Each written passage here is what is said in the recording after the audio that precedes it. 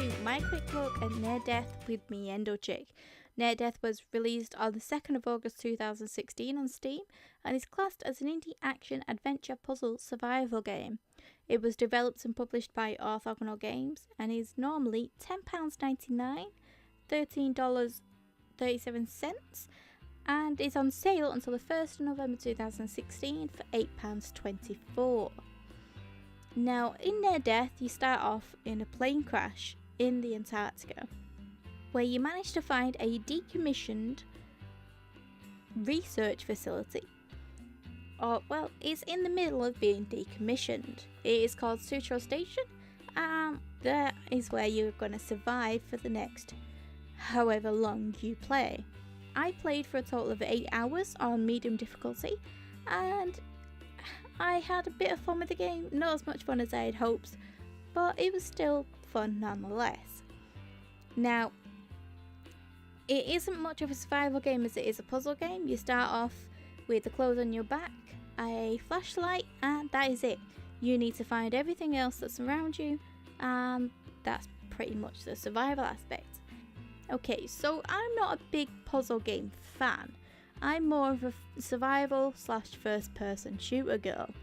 And this game for me was too puzzle related, but that's my fault because I didn't notice the game was a puzzle game. I thought it was just survival.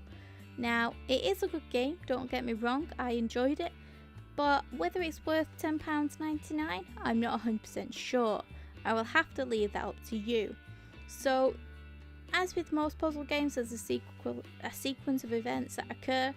The main object of the game is to get power restored to Sutro Station until search and rescue come. Now, in order to get search and rescue to come, you have to communicate with your team, who I actually don't know where they are, to be totally honest. I can't remember, I don't know if it tells you or not, but you can communicate with them through a typewriter, and from there you learn your missions, your quests, and what you need to do. You come equipped with a map, a journal, and a few crafting recipes. Well, you don't come with them, you have to find them. So to start off with, you will have a window patch, I think it's called, and basically any windows that are broken you can patch up with some tape and something else, canvas I think, and you can cover it up so then if you ever get power restored, it's nice and warm in there. But until that occurs, you're going to be cold. You're going to be really cold because you're in the Antarctica and it is in the minus 100 degrees so it's very, very cold. Now, I struggled to survive for more than 2 minutes without being outside. Don't go outside unless you have another bottle of kerosene for when you get back inside, because if you don't, you'll freeze to death when you get back inside the base. Now, in order to use the heater, there needs to be no doors open, there needs to be no broken windows. You need to be confined in a room that's not got any cold air coming in, and you need to be safe to warm up.